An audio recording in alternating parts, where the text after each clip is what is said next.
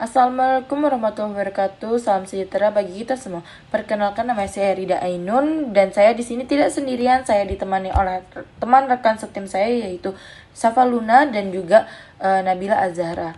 Pada kesempatan kali ini kami akan membahas sebuah isu yang cukup hangat dan menjadi perhatian publik, yaitu dugaan praktik monopoli oleh PT Pertamina Patraniaga. Sebagaimana yang kita ketahui bahwa PT Pertamina Patraniaga ini merupakan anak asuh dari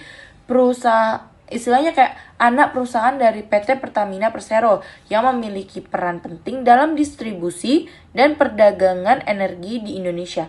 Namun, dominasi perusahaan ini di pasar menimbulkan berbagai pertanyaan, khususnya terkait dampak terhadap perdagangan dan persaingan usaha. Melalui presentasi ini, kami mengulas isu ini dari berbagai sudut. Pertama ada budaya perdagangan, kedua praktik perdagangan, ketiga strategi persaingan pasar, keempat ekspansi internasional, serta etika lingkungan yang relevan dengan operasi bisnisnya. Harapannya pembahasan ini dapat memberikan gambaran yang lebih luas, menjadi bahan refleksi bersama mengenai pentingnya etika dan keadilan dalam praktik bisnis modern. Tanpa berlama-lama lagi, mari kita masuk ke pembahasannya. Selanjutnya di sini saya akan menjelaskan mengenai latar belakang. Pada kesempatan ini saya akan memaparkan latar belakang dari topik yang kami angkat.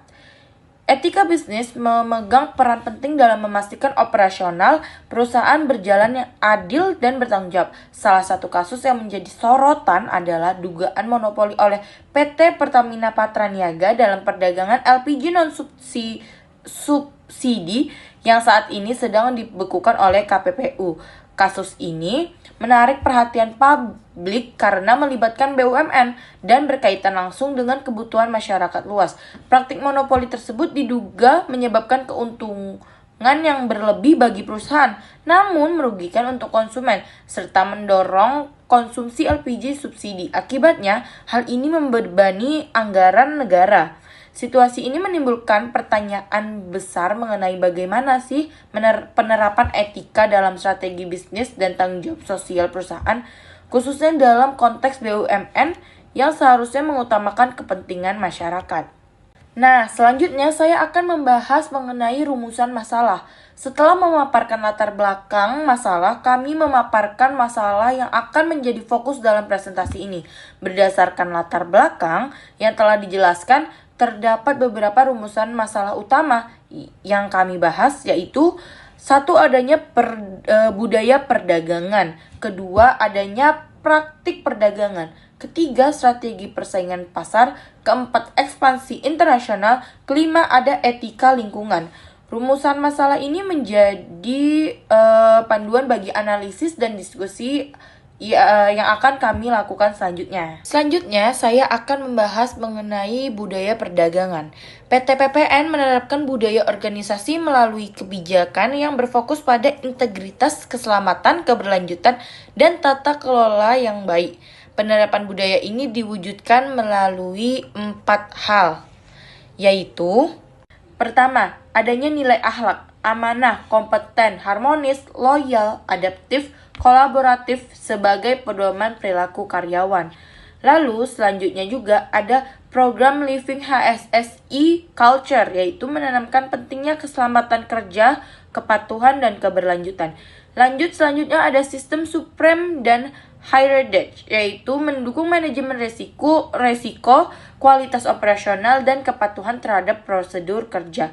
Selanjutnya ada manajemen walkthrough, yaitu pelatihan dan evaluasi internal untuk memastikan nilai budaya diterapkan secara konsisten. Secara teori, PT PPN mendukung terciptanya lingkungan kerja yang adil dan transparan melalui pedoman etika, kebijakan hukum, serta larangan praktik monopoli.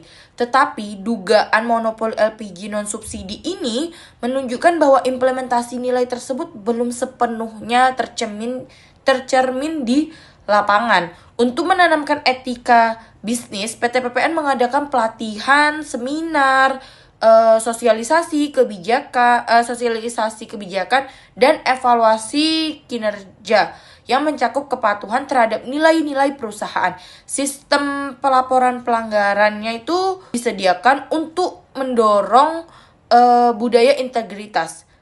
Meski struktur etikanya sudah dibangun, namun tetap saja ketidaksesuaian praktik di lapangan menurut PT PPN untuk memperkuat pengawasan internal, meningkatkan transparansi harga, dan menjaga konsistensi etika di seluruh lini operasional agar kepercayaan publik tetap terjaga. Baik, kali ini saya akan menjelaskan praktik perdagangan. Jadi, PT PPN diduga melanggar etika bisnis dengan menyalahgunakan posisi dominasi mereka di pasar LPG nasional, di mana mereka menguasai lebih dari 80% distribusi dan menjual LPG non-subsidi dengan harga yang sangat tinggi.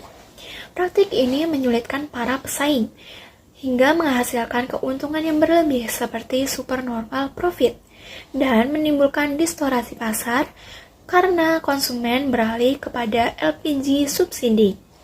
Hal ini menunjukkan ketidakpatuhan terhadap prinsip persaingan sehat sebagaimana diatur dalam Undang-Undang Nomor 5 Tahun 1999. Jadi, dalam data ini ada beberapa tanda indikasi bahwa PT PPN menyalahgunakan posisi dominasinya.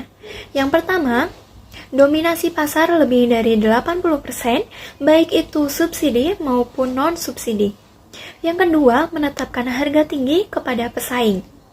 Yang ketiga, supernormal profit lebih dari 1,5 triliun rupiah. Dan yang terakhir, menyebabkan distorsi pasar yang membuat konsumen beralih kepada LPG subsidi. Baik, kali ini saya akan menjelaskan strategi persaingan pasar.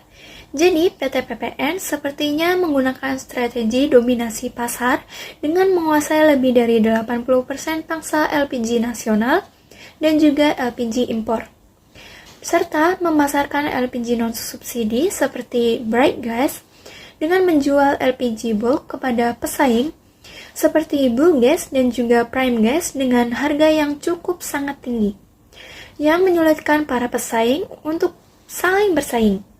Jadi, strategi yang digunakan oleh PT PPN mengutamakan penguasaan pasar daripada menciptakan persaingan sehat, seperti yang pertama, menguasai mayoritas pasokan LPG nasional dan juga LPG impor. Yang kedua, menjual LPG bulk kepada pesaing non-subsidi.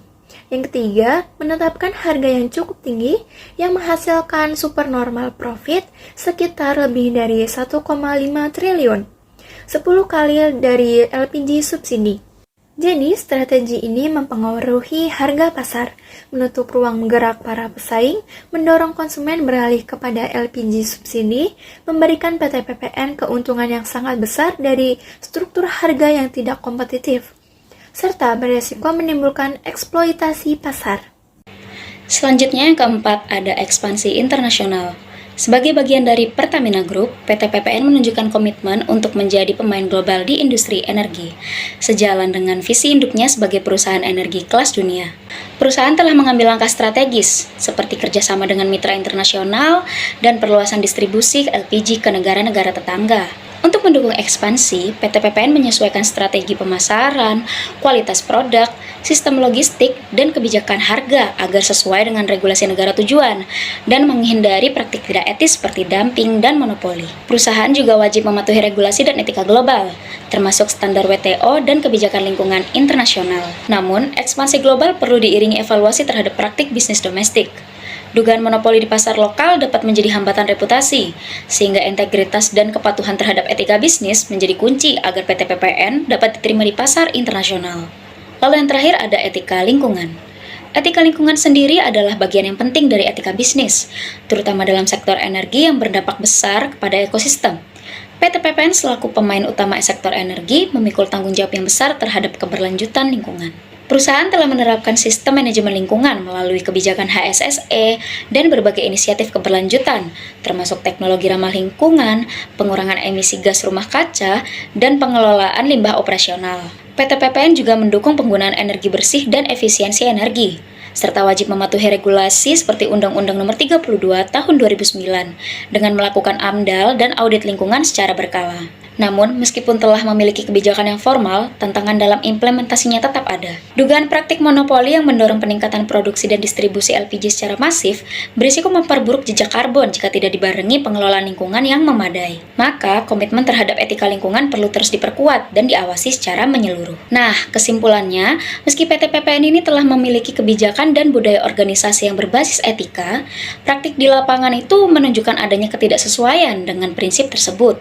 Indikasi pelanggarannya terhadap persaingan sehat itu terlihat, mulai dari dominasi pasar, penetapan harga yang tidak kompetitif, dan potensi supernormal profit. Kondisi ini menegaskan pentingnya integrasi nyata antara kebijakan dan praktik operasional yang selaras dengan prinsip etika bisnis. Saran yang dapat dilakukan oleh PT PPN yang pertama ada evaluasi praktik bisnis, dengan melakukan evaluasi menyeluruh terhadap strategi harga dan distribusi yang berpotensi melanggar etika bisnis. Yang kedua, perkuat pengawasan internal, dengan memastikan nilai-nilai etika dan budaya perusahaan itu diterapkan secara nyata dalam operasional, bukan hanya dalam dokumen kebijakan. Terakhir ada persiapan ekspansi global. Jadi sebelum ekspansi internasional itu dilakukan, perlu dipastikan tidak ada indikasi praktik monopoli dan perusahaan itu telah patuh pada prinsip etika bisnis global.